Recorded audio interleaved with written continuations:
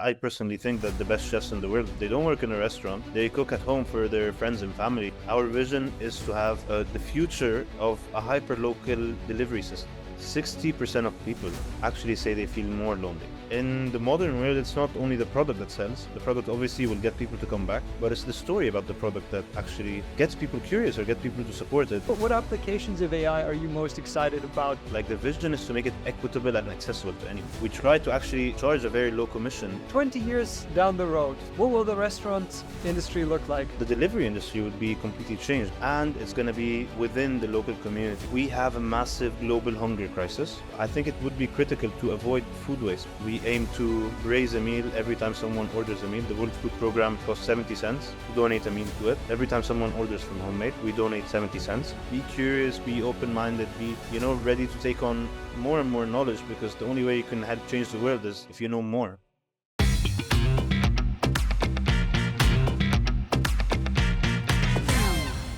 Hello and welcome to another episode of Simple Tech Talk, where we dive into the world of AI across various businesses and industries. I'm your host, Sarah Brouwer, and today we're joined by Mahmoud Elwakil.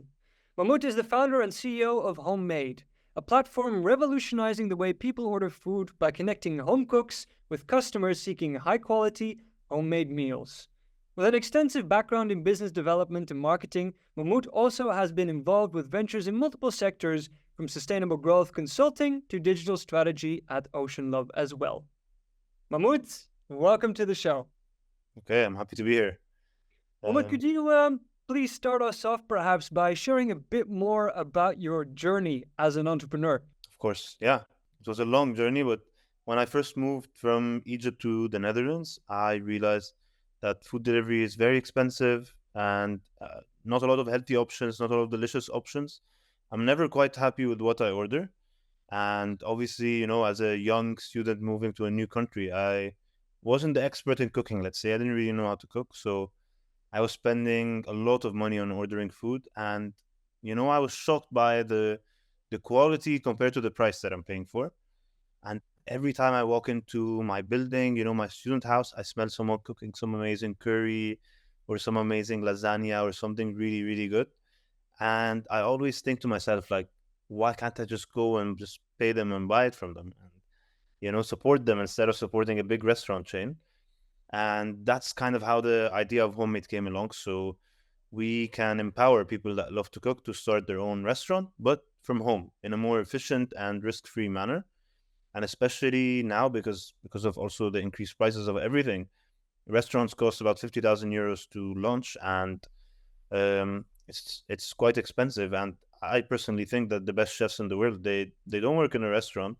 They cook at home for their friends and family, and it's our responsibility to help them do that. And in 2024, this is definitely a possibility for everyone that loves to cook to start their own restaurant, but from home, in a more sustainable fashion that also connects the community. Yeah, but I think we'll dive deeper into that in this episode. Exciting. Yeah, it's nice that you point out that you really focused on a community-centered solution here as well. I'm quite curious, actually. How does this process exactly work? Where do I find these people in my community that can make all this delicious food? Because yeah, you're right. Like, there's so much diversity in cooking skills within your community. But how do I access this? How does that work? Yeah, so we believe that in every neighborhood and every street, there is a chef that can cook better than any restaurant. And our job is to find these people and help them start their own restaurant from home within the legal process. Look, every one of our chefs, they have to have a KVK. They have to be registered with the NVWA for food safety. They need to be also, branded. So it's not just your name and your face and that's it. No, we help them build the whole brand. Sarah's delicious tampot, whatever. We can make a brand around the chef and his style of cooking. And this is really what makes it differentiated, because yeah, it's not just the food only that's delicious, but also we build a whole brand and a whole story around it, and we help you share your story with the world, because in the end of the day, in 2024, it's also about the story itself. About these, for example, these viral Dubai chocolates. This woman actually started this from home, and now it's one of the most famous things, and she was only opening it like 1 hour per day. So our job is to help this make it possible. So currently, our app just launched, about a month and a half ago. Anyone in Enschede or Hengelo or Rotterdam also can order. We're launching very soon in Amsterdam and The Hague as well. And basically, people can order from people that can cook better than restaurants within their local community and support them in the same time while connecting. So how it works is that you place an order on the platform, the chef, which is in your community, they start preparing the food, and then they actually come deliver it themselves. Our vision is to have the future of a hyper local delivery system. So there's no delivery driver that's getting paid below minimum wage to come deliver your food. It's actually the chef coming themselves. And it's very, very personal. We made it so that the community can connect because since the COVID 19 pandemic, 60% of people actually say they feel more lonely. So a very good way to fight that is through good food. A very, very good way to meet someone. If someone cooks me good food, I will immediately have a really, really good impression about this person. And guess what? If it's the actual person coming to deliver to me, here's my first door to a conversation. Here's my first door to giving them feedback about their food. Only this feedback loop can make like the quality and the healthiness and the tastiness of the food in our community become so much better. If it's just someone delivering and that's it, and I give a rating 1 out of 5, that's not really how you can improve the quality of food. And especially now with rising obesity, all of these problems happening, it's critical that we tackle this issue while also making it more local. Food has to travel all around the world to get to our plates. We really need to fix that if we want to reach our 2030 goals, or if we want to be able to continue on in a sustainable manner for the next generations to give them what we have currently. Interesting to see that it's not just a solution to get people taste your food for better prices, but that your vision extends beyond just that. And that it's also taking into consideration building more resilient communities, bringing people around the table together, for discussions or at each other's doors to really share their love for cooking and really support the buildup of a community at the end of the day. Because as you said, COVID has made us realize that often enough loneliness is a big thing that we're dealing with, and especially in the way we've structured our societies, that this is a threat to a lot of societies. I believe in Japan, they even had a specific person in policy focused on combating loneliness. Because it was such an issue. But through such initiatives, food really gets people talking, sharing about their culture, sharing about their expertise and their love for food. So it's a very interesting approach that you take there. And also, not only that it's just to get good food, but also more sustainable food at the end of the day. Now I'm curious. Let's say I'd want to be a chef, and I'd like to start cooking for people in my community here.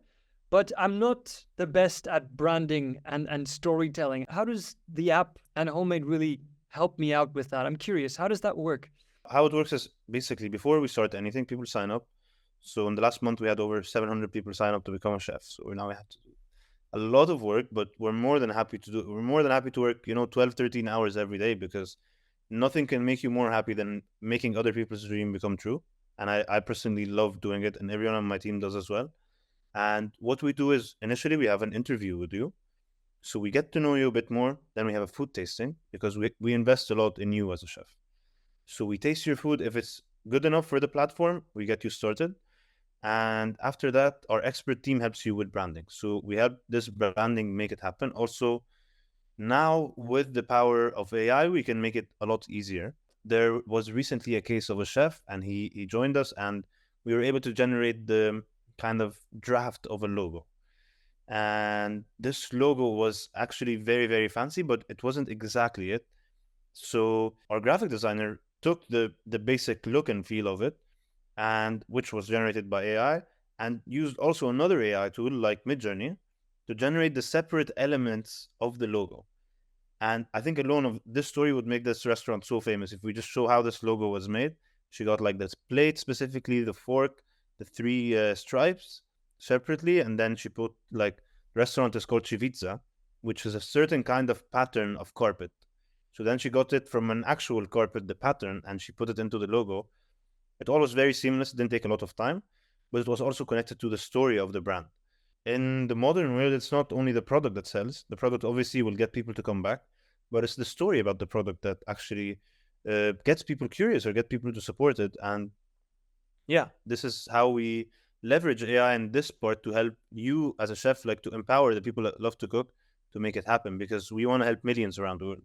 Obviously, you need a huge team for that, and we want to have that happen, but it has to be also powered with AI. Otherwise, it's going to take you 2 months to start. This helps streamline it to become 3 weeks to start becoming a chef. And it's really changing the way these things are done.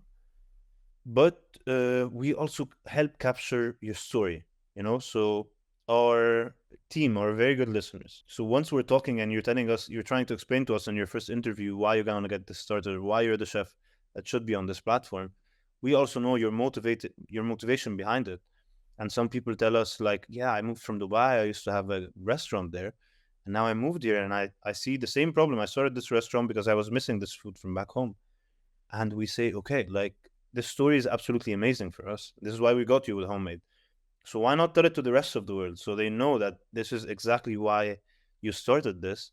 So we help capture it. We sit with you, kind of like how we're sitting now, with our mics, and we try to record the story as good as we can. And then our expert video editing team, they take the story, and with different we also come to your house. We film all of your food when you're cooking it. So with the combination of your voiceovers, the food that's being cooked, it becomes a story that is good to communicate. And for example, one time with Mama Didi's, like one of our African restaurants, she's very, very amazing, her food. She was talking about fufu, like that when she came to the Netherlands, she was really missing fufu and she couldn't find it. And that's why she started her own restaurant. This video just got, 250,000 all of a sudden. Very, very short video, very basic editing. The video is like maybe 15 seconds. It's really, really about the storytelling that gets people to know about it. And you wouldn't think about it, but it's not possible without the people's support. So without people knowing what you're doing, they cannot really support you. Yeah. So yeah, that's kind of what we do to help them do that. It's beautiful that you put this out here because so often it's the conversation is led in a direction of like AI versus people, like human versus machine. But in this sense, you're using AI to complement the more human side, like the story side, the storytelling of what makes their journey so personal and so likable. That's a very interesting application of AI in this space. Now, in an industry that is somewhat notorious to be a slow adopter to artificial intelligence, the restaurant industry in general, with updating with new technologies, etc. This sounds like you're taking a very proactive approach to updating your capabilities with technology. You use technology and AI as a superpower in this business. So I'm curious about some other of your applications and ideas within the restaurant industry. What applications of AI are you most excited about or looking forward to the most? I think we're looking forward to the most, of course, making it an all-in-one system, because as I told you, we want to help millions of people to make this happen. And in order to make it also affordable for them, because we can easily work, for 1 week on a logo, charge them 600 euros, but that doesn't make it, like, the vision is to make it equitable and accessible to anyone. If we make it expensive, it's not accessible to everyone. We try to actually charge a very low commission, because we don't want to be this big company that takes all of the money from the people. We want to make this money go to the people, and that we are the ones that, empower them to make it happen. And that's where AI comes in. A lot of people say, AI is taking our jobs, but it's just creating an opportunity for someone to make their dream come true. And that's what we're trying to do. But we do have a lot of other applications, also ones that emerge. I don't know if we talked about this before, but then they sometimes emerge from problems. Like I told you, like last month, so many people signed up to become a chef. The last few months, maybe the last 3 months, we had more than 1,000 applicants on homemade. And it's very, very difficult to call everyone. Right before this podcast, I was calling people, actually, because some of my team members are already very busy with meetings. So I needed to give them a call. Yeah, so some things like, for example, calling the chefs, this is critical. So our team built an AI that can actually call you as a chef to give you more information. Because a lot of people that sign up, they want to know more information. Obviously, it's a very new concept. you might, when you hear about it, you might think it's a scam because it's too good to be true sometimes. I order from my neighbor, this didn't even happen. Like sometimes I think like, okay, like I think it's happening, it's very, very possible, but how is it that in no time in history people were ordering from their neighbors? It doesn't make any sense because I know the moms and the grandmas in the community, they can cook better than any restaurant. You cannot compare them. But basically, we built this AI. Maybe I can give you a short demo. Also, to avoid, an invasion of privacy, we made it so that you, as a chef, you have to call the AI. So once you sign up, you get an email, you give a call to the AI, and then, of course, you want to know more information. I don't know if you can hear me. Hi there. This is Sophie from Homemade. I understand you're interested in becoming a chef with us. Is that correct? Yes. Fantastic. Would you like to know more about how Homemade works? Or are you ready to book a meeting to get started? I want to know some more information before I start.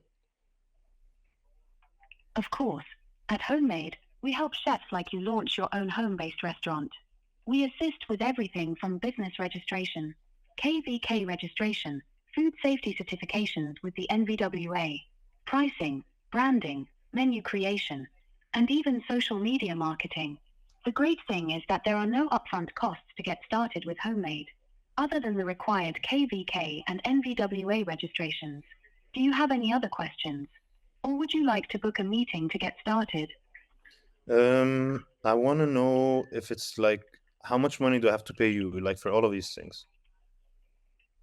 There are no upfront costs to get started with Homemade. We only take a small commission from each order you receive, and this only applies after you start receiving orders. If you have any other questions or need more information, feel free to ask. Okay, I would love to book a meeting actually. Great. To schedule your meeting, just send us a message on WhatsApp saying I'm ready to book a meeting to this same number, and our team will follow up with available times for an online or in-person meeting. Okay, thank you. You're welcome. Thank you for considering Homemade. We look forward Wow. to supporting. Okay. This makes it much more scalable Yeah, at, definitely. at the end of the day, because I mean, there's only one Mahmoud, right? Like you Can't follow everyone. But that is great that our team was able to build that. And I think it's just the beginning. Like later on, it could be a lot more different than that. We would love it if it will call the chefs right away. Like imagine you click the link, hey, this is Sophie. But like we're not quite sure if it's there yet, that it's not too much of an invasion of privacy. So Because like a legislation type of question, right? actually there's no legislation against this. It's just a thing that we do ourselves, as a in company legislation. Like if you look at like the big companies, they wait till the legislation comes and then they try to become more sustainable, more privacy.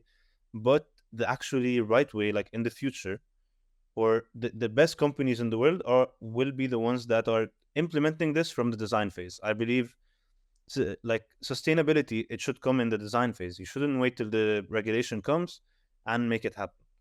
Obviously we would love to implement it. We have to first talk to some people and see, like have kind of interviews with our own chefs or with people that we know that want to become a chef, and see basically if they are comfortable with something like this, because it could be creepy for some people. But, yeah.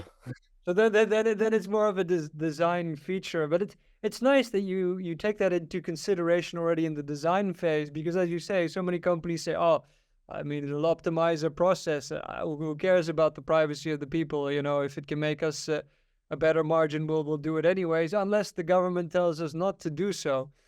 But that, of course, you lose a lot of trust in companies being able to do the right thing at the end of the day.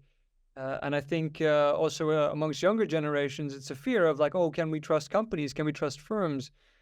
But you show that there's another side of it as well, that it's possible within the design phase to do things the right way, to not be invasive, and to gain that trust from populations again, both on the cooking side and the people ordering the stuff, right? Definitely. Yeah, of course. And we also have a lot of other applications. This is just one of them, and we're still building a lot more. And hopefully, with the help of you guys, we can build way more than what we're already building. But I think it's critical to make this happen. A lot of people have tried to make this happen or are trying to make this happen. But I think this is the best time in the history of time to make this happen. Before, it wasn't really possible. If you're going to brand everyone, you're going to price every menu, you're going to think about every menu, you're going to think about every restaurant name, just the investment, the huge investment, like at least 3, 4 thousand euros within each one of the chefs. So imagine you want 1 million chefs. That's a huge amount of money, Like we want to make it possible for everyone around the world because, obviously it's going to make a big impact here in the Netherlands, and it's going to make it possible for a lot of people to change their life and actually do what they love and earn money from what they do. But then imagine in developing countries where, the society isn't as equitable and as equal as it is here. You know what I mean? Like, I'm personally from Egypt. I know there's a lot of housewives that stay at home. They don't participate in the labor force or the economy. They just stay at home. They take care of the kids. They're extremely powerful women that, like that the society should be proud of and appreciate. And they don't really participate in a way, but they participate in their own way. But this is our way to also empower these people to make it happen, because think about it, like these people, I can promise you, they can cook better than any restaurant like that exists in the area. They cannot compete with them even. And just the love they put in the food is enough to make this a huge success. And if we help these women make it happen, and then, they're probably going to earn so much money just by cooking and selling their food, then we have changed the world in our own way. This is the vision about Homemade, is to empower those people to make it happen. And yeah, if no one's gonna do it, then we have to do it. Yeah, I mean that's bizarre to think about as well, because people often take pride when they have their own little restaurant, their own shop, their own business, and that often comes with a lot of pride. And as you say, people do put a lot of effort and love into the dishes they to bring this to the average household. To empower them to open up their own restaurant if they would want to. And it kind of reminds me of and I think I told you this earlier as well, and the kind of the revolution that Uber brought along with it as well, that people who owned a car would also be able to drive around like a taxi would, that you wouldn't need necessarily a designated taxi service. Likewise, here you would have people being able to share dishes within their community, and anybody with a kitchen and a great taste for food can support the community with their dishes. Is that the vision then, to have a model like Uber almost? Definitely, I think that's what we already are doing. And we want to take it to the next level and grow it across the Netherlands first, grow it across Europe, grow it across the whole world, because this should be something that is possible. And the restaurant industry, all of the industries are changing very much. And now the restaurant industry is about to be changed completely because of this. You might think it's very, very disruptive, or it's going to be bad for some people, but it's actually going to be extremely good for the economy, because like for local economies, it's going to change completely the way how the food cycle works. So, you have you order from your local chef, and your local chef buys from the local grocery store. And, that keeps the money in the local community. I don't have to take this money and it goes to, a big multinational company that's listed in the US like stock exchange. It goes to my local bakery or the local grocery store that's owned by, just the normal toko or around the corner. This is where the money is going. So the money is really, really staying within my community, instead of it like traveling after that across the world, and I just pay, a big corporation to take it away.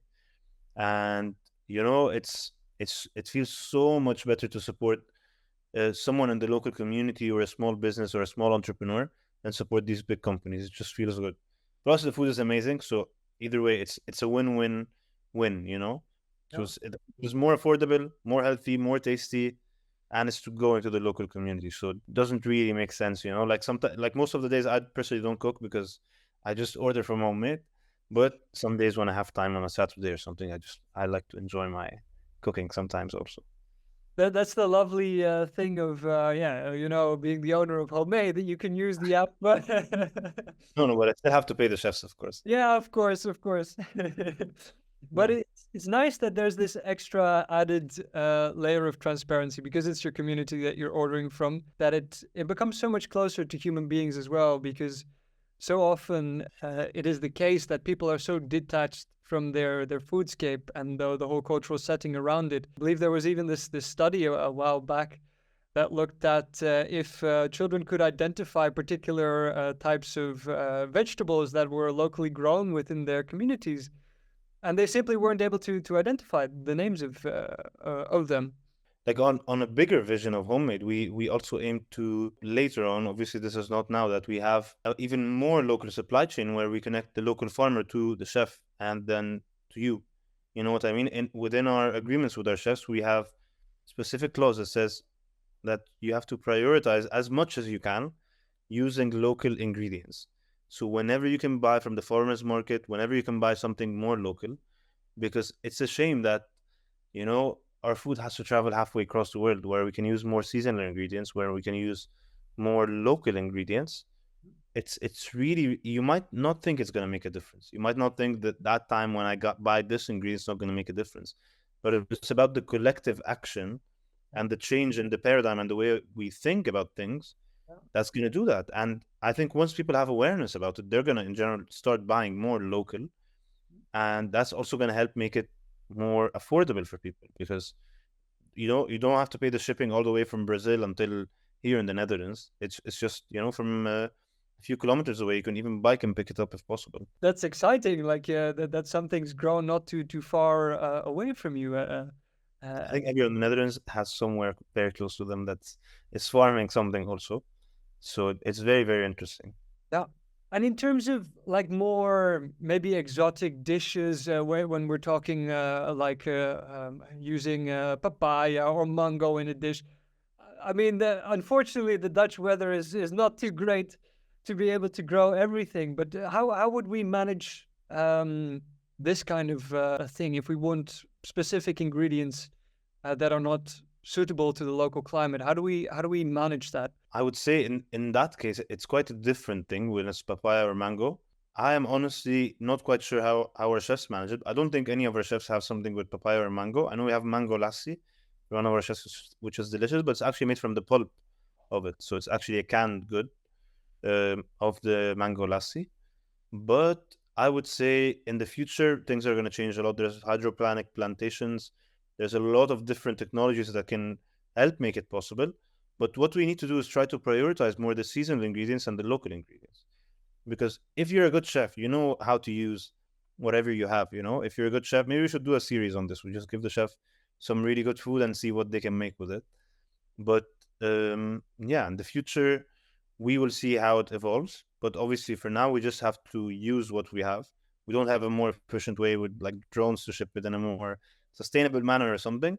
But what we know how to do is kind of use the resources that we have available, yeah, and make it possible to just use more seasonal local ingredients within our chefs' menus, basically.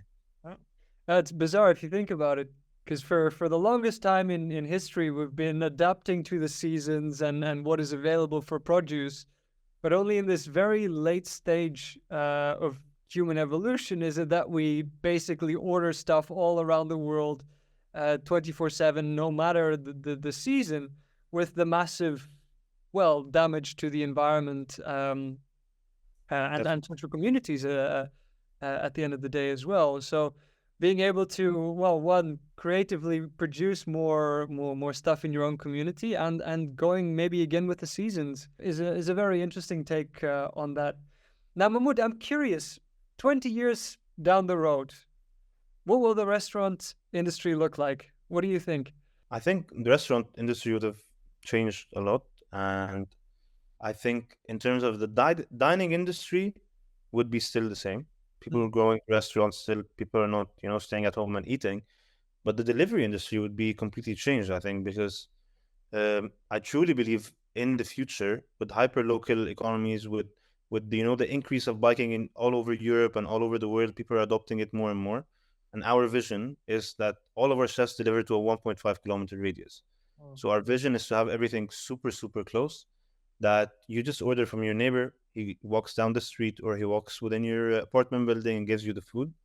So this is going to be changed radically, I think. Like, we don't want anyone delivering with cars. I hope there's no one. Maybe if it's a car, it's an electric car, I hope. And maybe we have drone delivery by then, but it's gonna be changed completely. We're gonna have a lot more healthy food, a lot more delicious and high quality things going out there, and it's gonna be within the local community. So this money stays within the local community, supports the moms and the grandmas, and we're gonna be a lot more well connected. Let's hope because of something like this. And of course, the restaurants would still exist. The restaurants won't disappear because of home chefs. They both can coexist very, very well because each is a very different market, because some days you want to go out and you want to dine out somewhere. Obviously, you can't go pick up from the chef and say, hey, can I have dinner here? That's very weird for you to do. And also, our chefs like their privacy sometimes, and it's very, very important to respect that. But it's going to be very, very changed how people order. The food delivery industry is going to be very different. Dining industry, I think, is going to be the same, hopefully also more local, but it's all about awareness as well. I don't think a lot of people are aware of this. We just find the watermelon in December in the supermarket and we say, oh, I'm going to get it. We don't really think it much through, because I'm quite sure if we think it through and we know the impact, uh, we won't buy it. A lot of times before I didn't have the awareness. I was just buying things that are like, even until now, sometimes I buy it just because of the luxury of it, because I say, okay, it's already here in the supermarket. You don't have to be, but it's moderation is good. You don't have to be extreme, that this is not a seasonal fruit. I'm not going to eat that, but then it's good to be moderate about it sometimes. No, yeah, no, that definitely exciting because so often we're also out of touch with when does a watermelon actually have its season? When should it be on the market? But having more of an awareness and at least an education for people buying stuff could already perhaps make quite the impact on the ways people think about consuming their food. Now, I'm also curious, as far as I know, homemade is available in Enschede, Hengelo. You mentioned also Rotterdam, soon Amsterdam and The Hague. Are there soon any international expansions that you're expecting as well? Yeah, I wouldn't say not within this year, definitely, but possibly within the next year. We have some really, really big ambitions with the team, and I think we definitely need to do it somewhere around next year because we aim to be the biggest food delivery platform in the world, and it has to be fast as well how we do it because you never know what can happen overnight. Like some days in the summer we had some videos go viral and we realized what the power of it can have because we could easily get bombarded with chef signups and overwhelmed with it, and that's when we have to scale. We're already having some people sign up from Grow Now and some places in Germany. Wow. So possibly it could be the next one. I don't have any confirmed answer about this, or we don't have any specific thing we can say, but it's definitely in the plan that we expand because we don't even only aim to have it all over Europe. We aim to have it all over, even all over Africa and all over Asia and all over countries that don't have to be super rich, because it's not really, really about that. It's about really changing the world, changing how people order food, and just making it better for everyone around the world. And that's how you build something that's great. And in terms of the way people cook in the future compared to now, you already mentioned some applications with the branding of the AI and stuff like that. But how will that change to what we've known in the past, how chefs operate, to what you would expect 20 years down the line? I really think this would be changed significantly because currently we have a massive global hunger crisis and a huge amount of food is wasted around the world. Like a huge amount of, like, I don't remember how many million tons of food is wasted, but I'm sure this amount of food is enough to end world hunger. So I think the more awareness is raised about this, the more people are going to reduce that. And, within every community, there's local charities that you can give this food to. So I think it would be critical to avoid food waste because, and actually a significant amount of the global emissions come from food waste. And a significant amount of all of the immoral things we're doing is going towards world hunger, which we're completely ignoring as a society. It costs about 23 billion to end world hunger, and we're not really doing anything about it, which is also a critical vision of homemade for us to tackle. We aim to, raise a meal every time someone orders a meal. The World Food Program, it costs 70 cents to donate a meal to it. So this is our vision, that in the future, every time someone orders from homemade, we donate 70 cents. Of course, at the moment, we're not able to do that yet, but we are working on getting partners that can raise a meal. If anyone's watching this that would love to help us, feel free to contact me. Yeah, I think this is how we change the world, because this is one of the biggest issues, in my opinion, in the world, if not the biggest one. And I think it's more important than many other topics we're doing. And we're building a lot of amazing stuff like drones, AI. We're building, one of my friends has a really cool surgical robot and go have a surgery. But people are hungry, millions of people are hungry. It costs 70 cents to feed someone for a day because of how the difference is. 70 cents in Europe, it's not really significant amount of money. But around the world, this could make a difference. And I think we should do it. We cannot be a food delivery platform and say, we cannot really see this problem, because that's what a lot of big companies are doing. They never speak about it. They never, the least you can do is speak about it, consider the issue, because I think it's personally outrageous that it's even happening, and we have this much money in the world, and with 23 billion, if we take like a little 2% off of each Fortune 500 company, we're gonna solve it right away. But I think it's also about awareness. Maybe a lot of people are not aware this is why it's not happening. We should honestly raise awareness about this. And I believe in people, honestly. I believe the power is within the people. And once enough people are aware, we're going to take action about it, because this is something that deserves, a revolution, or, actually going into protest against the government. Like, why are you not doing this? You guys are just spending this money on other things that aren't as useful as it. Yeah. I love the take on Homemade, that you're both trying to build stronger local communities, but on the other hand, not forgetting the global impact that you can have. So it's this almost duality that seems to serve very well, that people are more focused on their own communities and strengthening that, but that they don't forget about the world problems we have to solve at the end of the day.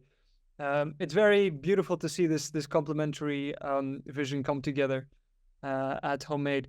Now, to also inspire some of our entrepreneurs listening to this, are there any particular barriers or blocks that you faced in your entrepreneurial journeys that you overcame eventually that you'd like to share with the audience? Definitely. There's one that comes up every day, more or less. There's always something bad that's going to happen. But I personally think the two most important skills is, of course, resilience, being able to, no matter what kind of rock or hammer is thrown at you, you're able to, catch it and actually use it as a tool for you. And being resilient is very, very, very important. Being patient. Patient is extremely, extremely important, because big things don't happen overnight, and they will never happen overnight. Maybe on TikTok or something, but then most of the time, this doesn't really make the rest of the job get done. If you are working on something, you have to really love it in order to have this resilience. And also always wanting to learn. So the most important skill in general is being always wanting to learn something new. If you stop learning, you stop growing. And I think in this modern world, we have unlimited things to learn. You're never going to get, if you learn from now until the day you die, you're never going to get done. So be curious, be open-minded, be, ready to take on more and more knowledge, because the only way you can help change the world is if you know more. If you don't know more, how can I do more? How can I achieve more? And the only way to do that is to invest in yourself. And that doesn't mean taking a 5,000 euro course in Harvard on somewhere, but you can also learn all of these things for free. Like a lot of the AI things, there's no courses in university that teach it. You probably know that from what you do in your normal business. But most of this stuff, no one's going to teach it to you in university. By the time it's implemented, it's already outdated. And your only friend is your hands, and you can go try it out and see how it works, and go on YouTube, watch maybe some guy that decided to make a video about it, iterate, maybe ask ChatGPT a bit, come back, maybe get the Claude agent to try to work on it. Many things you can do to do it, but just be eager to learn. It's like, especially in the AI industry, I wish I had more time. I would start a few AI companies on the side, but it's just not feasible with what we are doing. But it's a game-changing market, and it's never been easier to start a company in history in general, because now with all of this AI, you don't really need, like, to start, you don't really need much employees. You can just have them help you. Of course, later on, you need employees to expand it and scale it up. And each one of the people that work on our team, they can do the work of at least five normal people. And that's what happens when you leverage your own self. You know what I mean? And a lot of people these days, they say that, okay, it's going to take our jobs, it's going to replace us. Okay, think about this. This is exactly what was said in the Industrial Revolution. And this is just a new industrial revolution, if you think about this. It's like in any industrial revolution, there will be people that say this is going to replace us, a lot of skepticism. But the most important thing, like, don't sue by hand if there's a sewing machine that can do it for you, just because of you're scared that it's going to take everyone's job. Just try to utilize it, try to learn it, because just in case this sewing machine becomes the normal, then you know how to operate it.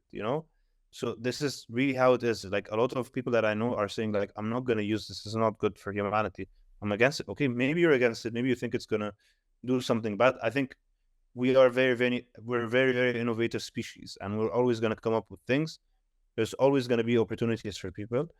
So, if you're someone that's very skeptical about it, try getting into it more. Try building something, just for fun. It's like a game kind of sometimes. And yeah, basically.